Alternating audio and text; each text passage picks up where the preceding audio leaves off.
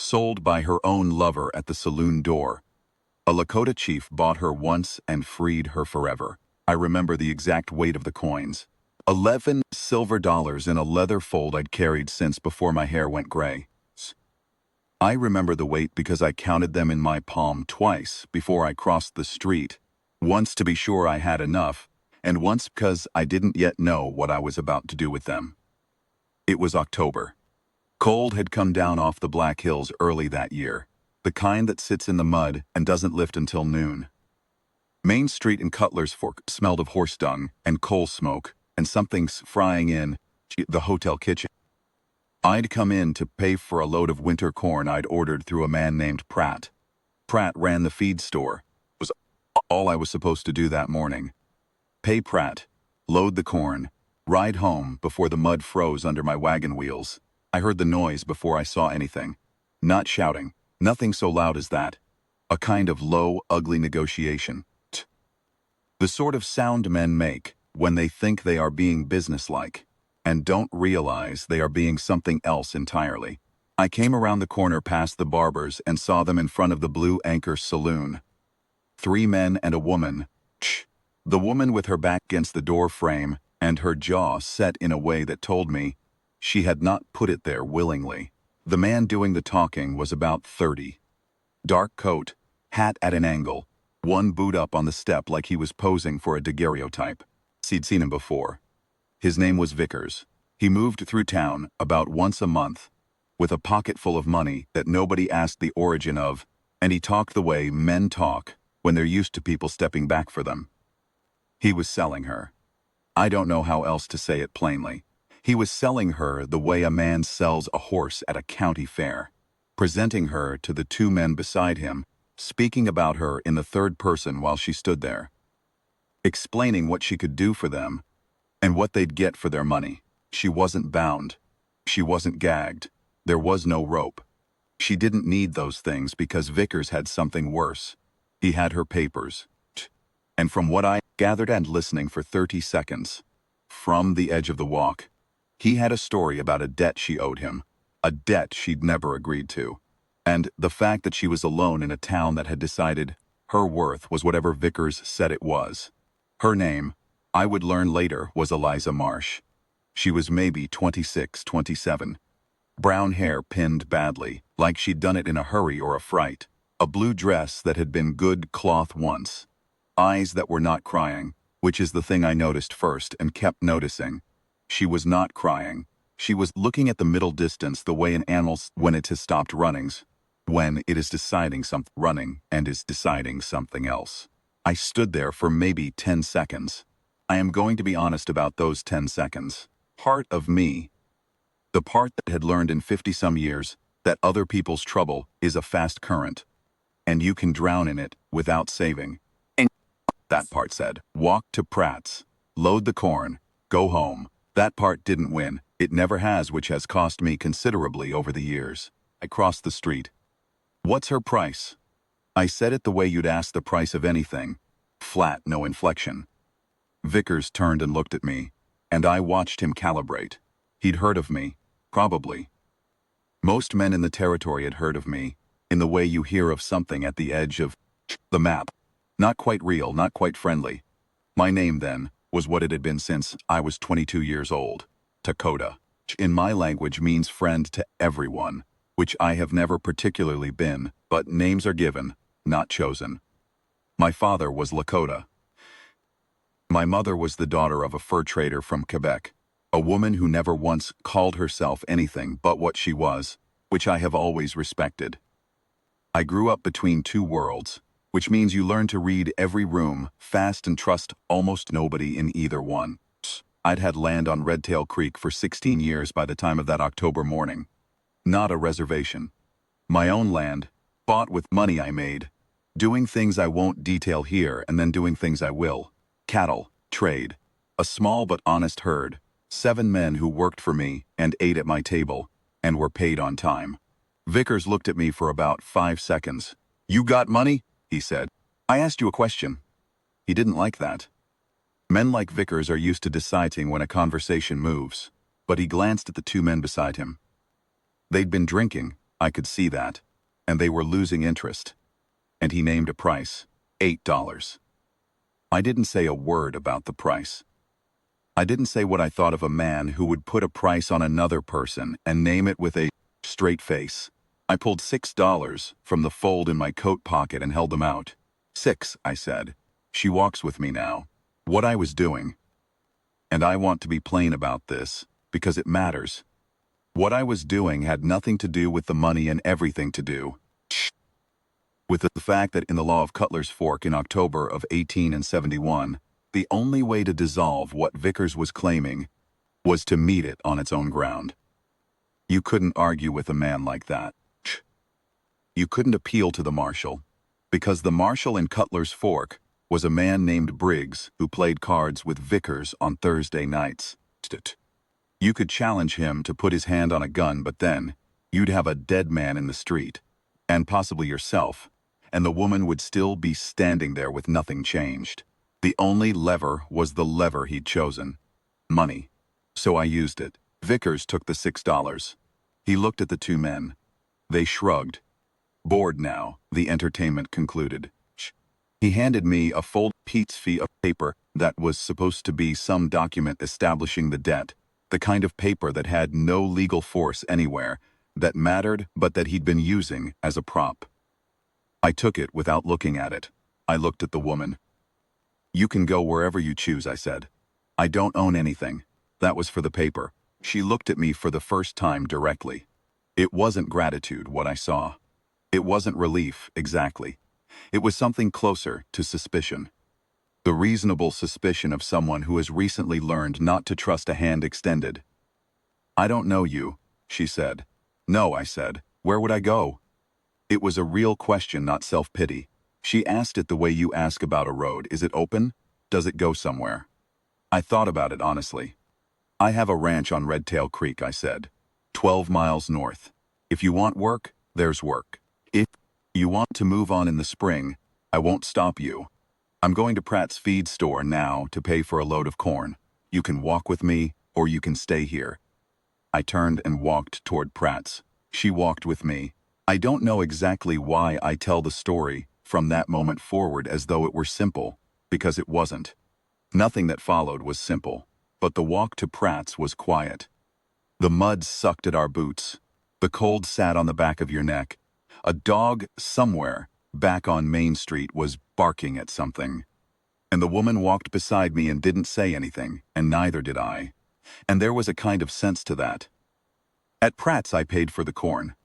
Pratt looked at Eliza Marsh and didn't say anything to her face, but I saw him. Look, and I know what that look means, and I filed it away. I loaded the wagon.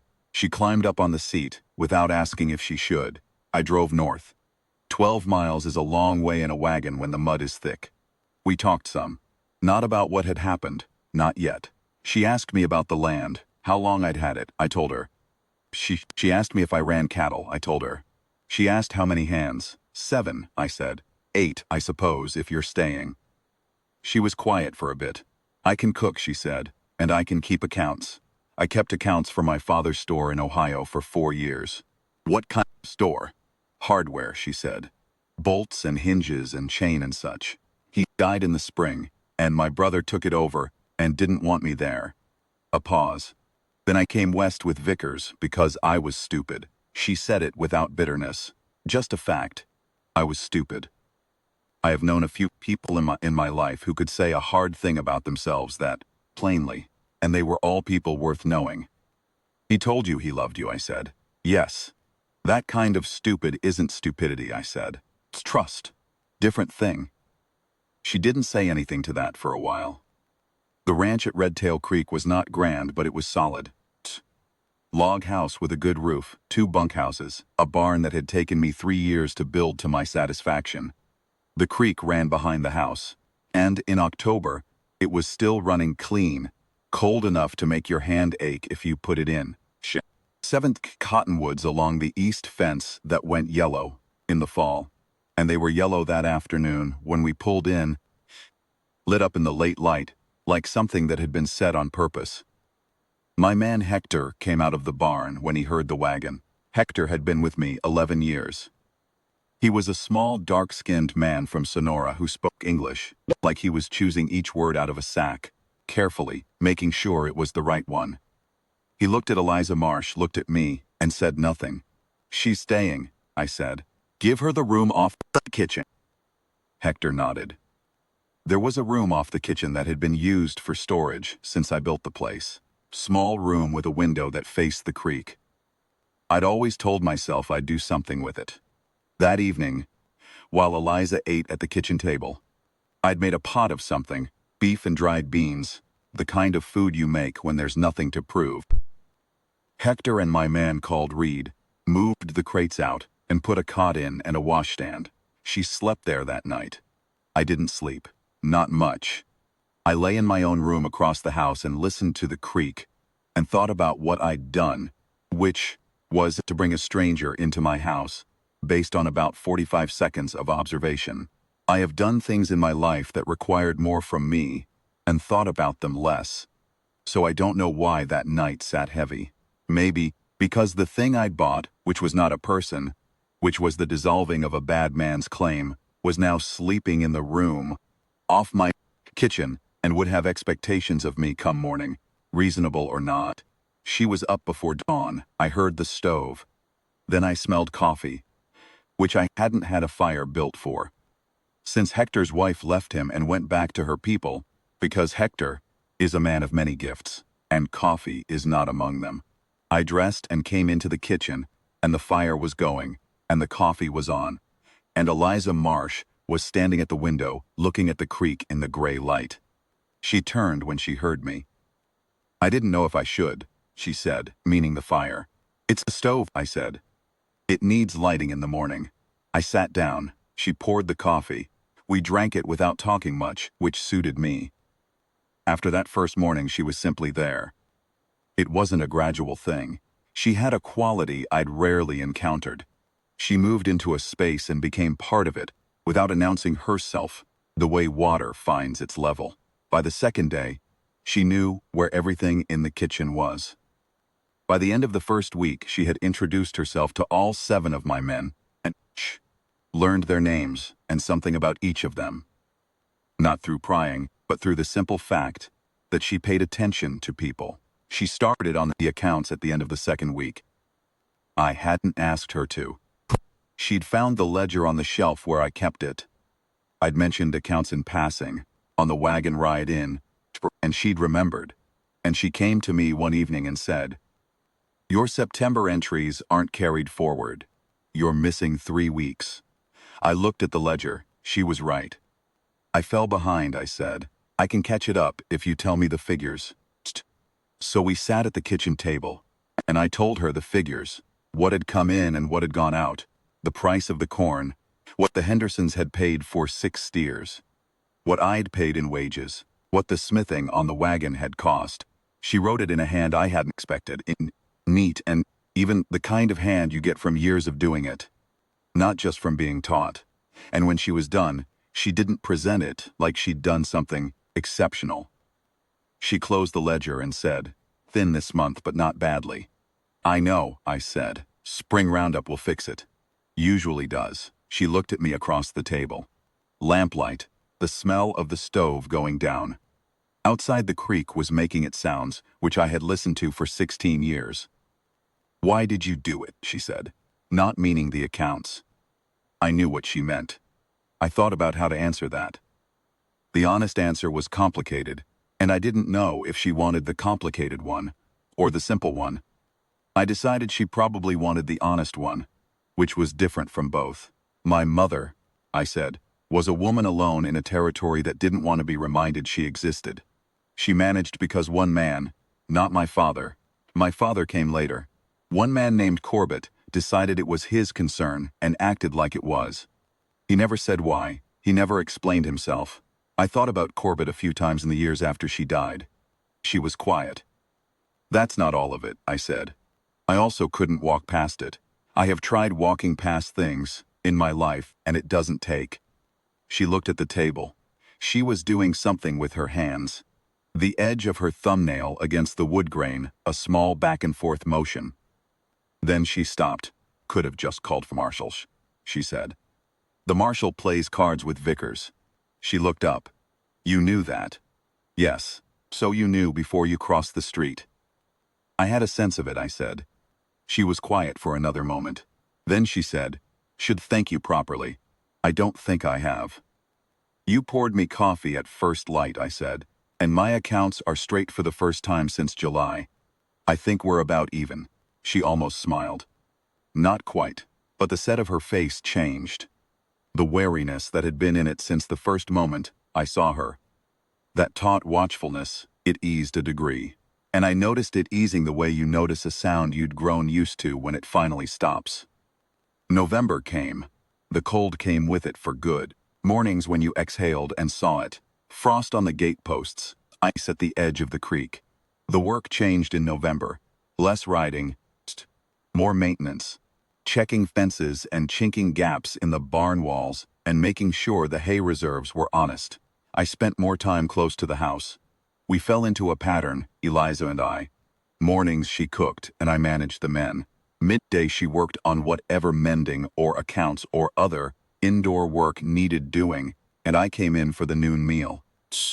Evenings we sometimes sat at the table and talked, and sometimes didn't.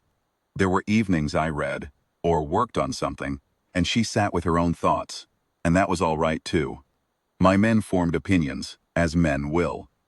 Hector didn't say anything directly. Hector never did. He said things sideways, in small actions. He started fixing things in the kitchen that had been broken for years. A hinge on the cabinet door. A cracked board in the kitchen floor. Reed, who was young and had opinions about everything, asked me once with a grin whether Miss Marsh was staying on permanent, and I told him to go check the fence along the north pasture, which he did. Word got around Cutler's Fork. Naturally. Word always gets around Cutler's Fork. I was hearing about it secondhand through my dealings in town. Who'd seen me bring her in? What people said about it? What kind of thing people decided it was? Most of it was the kind of talk you let pass without answering, because answering gives it weight. Vickers was another matter. He showed up at my gate on a Tuesday afternoon, in late November, him and two men I didn't recognize. I was in the yard when he rode up. I walked to the gate but didn't open it. I want to talk to the woman, he said. She's not here for you to talk to, I said. I sold her to you for $6, he said. She's your property. I just want to speak with her. She's not my property. I bought the paper. The paper was garbage. She works for me of her own choosing, and she doesn't choose to speak with you. He sat on his horse for a moment. His face did the thing faces do when the man behind them is calculating. You got no legal standing in this county, he said. Half-blood like you. I'd heard that one. I'd heard versions of it since I was old enough to have legal standings be relevant to my life. I didn't answer it directly. I said, you come on my land and I'll deal with it the way I deal with things on my land. You talk to anyone in town about her in a way I don't like, and I'll hear of it, and then I'll come to town. I'd like it better if you thought about that before you made a decision. He looked at me for about 10 seconds. Then, he turned to his horse and rode back out with two men. And I stood at the gate until they were out of sight. And then I went inside. Eliza was in the kitchen. She'd heard some of it. Was that Vickers? Yes. She was still for a moment. What did he want? To make himself feel like he still had a say in something. He doesn't. She looked at me carefully. Not frightened. Something more like gauging. The way you gauge whether a bridge will hold before you walk out on it. Are you sure? She said. No, I said. It was the truth. But I'm sure enough. I've learned over a long life that saying you're sure when you aren't is a way of making yourself small. The people worth keeping around can handle the honest version. She turned back to whatever she'd been doing at the stove.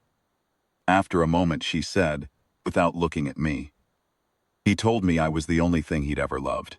He said it in St. Louis and he said it again in Kansas City, and he said it a third time in a town in Nebraska I don't remember the name of, and then he sold me in front of a saloon for $8 and apparently would have taken 6. A pause. The ladle moved in the pot. I keep thinking about which time he said it he might have believed it. I thought about that. Probably all 3 times, I said. Men like that usually believe what they're saying when they say it. It's just that what they believe changes. That's a terrible thing. Yes, I said. It is. December passed. January came, brutal and blasting, the kind of January that kills stock if you're careless and kills men if you treat more careless still. We lost 2 cows to a cold snap in the second week. Found them frozen against the north fence, stiff as furniture. I didn't say much about it, but it put a weight on me for a few days that I care for differently now than I did when I was young. When I was young, I was angry about losses. Now I'm just tired for a while, and then I'm not, and I get up and do the next thing. Eliza noticed. She didn't say anything at first. She'd learned by then that I don't do well with being noticed in my low moments, which is a thing about me I'm not particularly proud of. But there it is. She just made sure the coffee was there in the mornings, made sure there was something real to eat at the end of the day. But one evening, a Wednesday, February, the wind was hard enough off the plains to make the house creak. She came into the room where I was sitting with the account book open on my knee, and not really reading it, just holding it like it was something to hold, and she sat down across from me and said, "Tell me about the 2 cows." "You've been carrying those 2 cows for 3 weeks," she said. "Tell me." I looked at her. She was serious, not pitying, not soft, just serious, like she wanted to know the actual thing, not the thing I'd say to make her feel better about asking. "They weren't just cows," I said. "The older one, I raised her from a calf. First calf born on this land, actually. I've told people that's just a cow, but she was the start of this whole herd. Every animal I have traces back to 2 heifers I brought here in '55. She was one of them." Eliza was quiet. "And the other one," she said. "The other one I just felt like I should have caught earlier," I said. "I knew the fence on the north end had a weak spot. I kept meaning to get to it." "And you think you failed her?"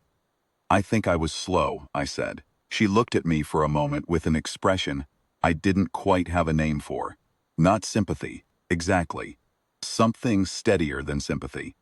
"You have been here 16 years, she said.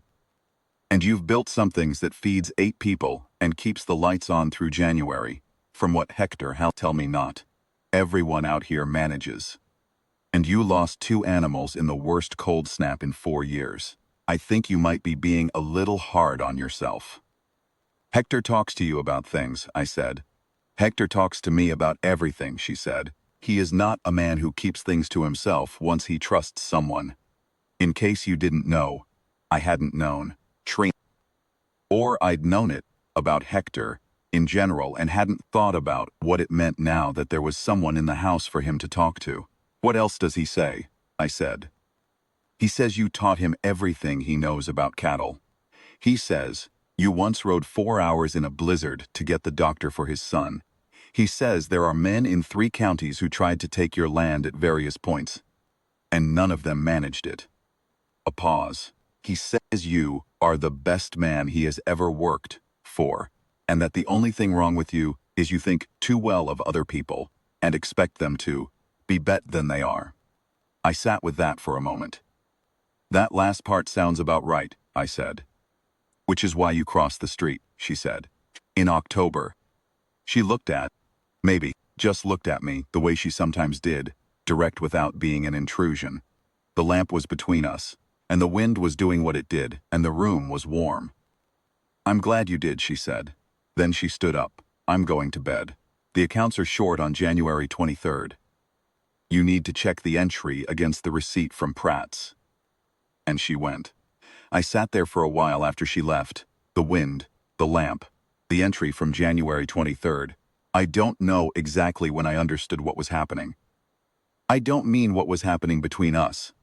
I mean what she was, what kind of person she was. Because that takes longer than most people admit. You can know someone is good in the first moments of meeting them, the same way you can know a horse is sound before you've ridden it.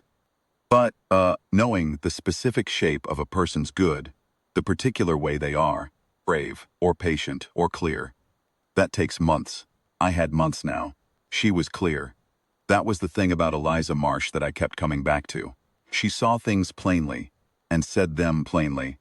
And when she was wrong about something, she said that plainly too. She didn't wrap things in softness to make them easier to handle. She was kind, genuinely kind, which is not the same as soft. But the kindness came out of seeing people accurately, not out of needing to be liked. She also had a bone in her. I want to say that because it matters. A lot of the telling of stories about women who've been through what she went through, turns them into things that need protecting. Fragile things. And I have thought about this over the years, and I think what I want to say is, she was not fragile. She had been hurt, and she had been scared, and she had been sold at a saloon door by a man she'd trusted, and none of that had made her fragile. It had made her careful, and underneath the careful, there was something I can only describe as a grip. Like a hand that's been cold a long time, and knows how to hold on when it finally grabs something worth holding. March came, and the cold broke a little. The creek ran high with snowmelt, brown and fast. Reed and a man called Dunbar rode south to see about the winter cattle we'd had wintering further down the valley. Life came back into the land the way it does. Not all at once, but incrementally. A degree of temperature at a time, a day at a time. Something green at the edge of the creek that hadn't been there the day before. One morning I was fixing a gate post. The big one at the front of the yard. It had heaved in the freeze. And Eliza came out with 2 cups of coffee and sat on the rail fence and watched me work. We'd done this kind of thing before. Her watching me work while we talked. I'd found I didn't mind it the way I sometimes minded being watched. What happens in the spring, she said. Round up, I said. We bring the cattle back up from the valley, sort them, brand the new calves. I meant with me, she said. I straightened up and looked at her. You said in the fall you could move on in the spring if you chose, she said. I'm asking what you think about that now. I put down the mallet I was holding. I considered saying something careful. I'm good at careful. I've survived on careful for most of my life. But she'd been straight with me since October, and it seemed wrong to be anything straight back. I think I'd like you to stay, I said. Not because of the accounts or the cooking. For the other reasons. She looked at me steadily. What other reasons? You know what reasons. She was quiet for a moment. The creek was loud that morning, rushing and cold. I'm not the same as I was before St. Louis, she said. I want to say that plainly. I'm careful in ways I wasn't. And I get angry sometimes about things that don't deserve it, and I know that about myself now. All right, I said. That doesn't bother you.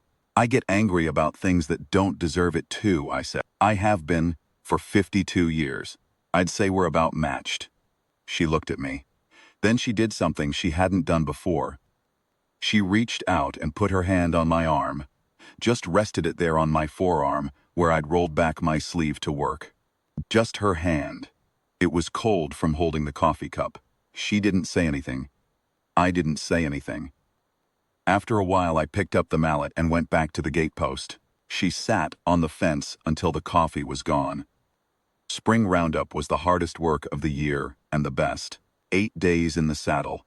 7 men plus me, plus Eliza managing the camp, which she'd volunteered for, and which she did with the same matter-of-fact competence she brought to everything. She cooked for 8 men in the field, kept the supply wagon organized, and managed to be the person each one of my men would have chosen to come home to at the end of a day's riding if you'd ask them. I watched it happen without quite being able to describe it. She just had a way of making a situation feel like something that could be managed. The calves came out good. 18 new head, which was better than last year. I stood at the edge of the pen on the last evening of roundup and looked at what I had. The herd my first 2 heifers had grown into, the land my 16 years of work had built. The 7 men who'd chosen to stay with me year after year. And I felt something I don't feel often, satisfaction, maybe, or something in that neighborhood. Eliza came and stood beside me. She'd washed up, and her hair was down from the pins she'd worn all week. She leaned on the fence rail and looked at the calves. 18, she said. 18, said. Good. Yes. She was quiet for a moment. The evening was warm or warm enough, and the sky was the particular color it gets in April, over the plains. A kind of blue that's almost too much, like it's trying to make a point. I'm staying, she said. She said it the same way. She said most things, simply without making it more than it was or less. I looked at her. She was looking at the calves. Good, I said. It was what we both meant. It was enough. Shh. There are things that happened after that which I could tell you. The business with Vickers, which resolved itself the following summer, in a way I won't go into except to say it resolved, and in my favor. The winter we lost the barn roof and rebuilt it in 3 weeks. With 10 men and 2 borrowed teams, and Eliza keeping everyone fed and woken up in the mornings. The year the creek flooded and we moved the cattle and lost nothing. The people from town who came around to have opinions about who I was, and who she was, and what we were to each other, and how those opinions changed over time. Because opinions often do when the thing they're about refuses to be what the opinions expected. What I think about when I think about that October morning and what came after it is not any of those things. What I think about is smaller than that. I think about the coffee at first light. That first morning, her at the window with the stove already going, creak out in the gray dawn. I think about February and the night she told me Hector's opinion of me. She said it direct, no softening, just, here is what someone who knows you thinks of you. As if she thought I should have that information. As if she thought I deserved to hear it. I think about her hand on my arm in the cold, just resting there. Here is a thing I will say about being a man of a certain age and a certain kind of life. You get used to being read wrong. Everybody has a story about who you are before they ever ask you. About the half-blood with the ranch on Tail Creek. About what he probably is, and what his land is probably worth, and what his word probably means. You get so used to being read wrong that you start to believe the misreading is just the tax you pay for being alive, and you stop expecting anything different. And since someone reads you right, not in a dramatic way, not in a moment, just over the course of 100 small mornings, 100 small exchanges, 100 times of sitting at the same table across from each other, with the lamp between you and saying real things, and you look up one day and realize you are being seen, exactly as you are. Not the story somebody told about you, not the story you told about yourself, just you, as you actually are, by a woman with a clear eye and a straight tongue and a hand that's warm from the fire. That is not a small thing. I didn't know, at 52 years old, that I still had room for it. I'd thought, not bitterly, just practically, I'd thought that particular door was closed. Too much time, too many years of doing it alone, too much built up around the fact of being alone, like a city wall you stop remembering, you built and start thinking of as landscape. She walked in through the gate, and the wall was just a wall again. I'm telling you this in October, which is appropriate. Another October, though I've lost count of how many have come and gone since that morning on Main Street. The cottonwoods are yellow again. The creek is lower than it was in April and cleaner. Eliza is inside. I can hear her moving around. Curl is a sound I have organized my life around without quite meaning to. This morning I went out early and stood by the creek and watched the light come up, which I do sometimes. Just stand there and let the morning come at me before the day has its opinions. And I thought about that. Tuesday in October, with the 11 silver dollars in my coat and the sound of the ugly negotiation, and the woman with her, back against the saloon door and her jaw set, and her eyes dry. $6 for a piece of paper that meant nothing. What I got for those $6, the life I have had since, the ranch that runs and the men who stay, and the woman inside who knows me exactly as I am. There's no number for that. There's no accounting that fits it into a ledger. I stood by the creek until the light came full and yellow onto the water. Then I went inside. She had the coffee on. You were out early, she said. Thinking, I said. She handed me the cup and looked at me the way she sometimes does. Straight on, like she's checking the weather in me, seeing what the day's going to be. Then she seemed to find what she was looking for, because she turned back to the stove without saying anything else. I drank the coffee. The creek ran outside. The cottonwoods were yellow in the October light. And the ranch was mine, and she was here, and that was the whole of it.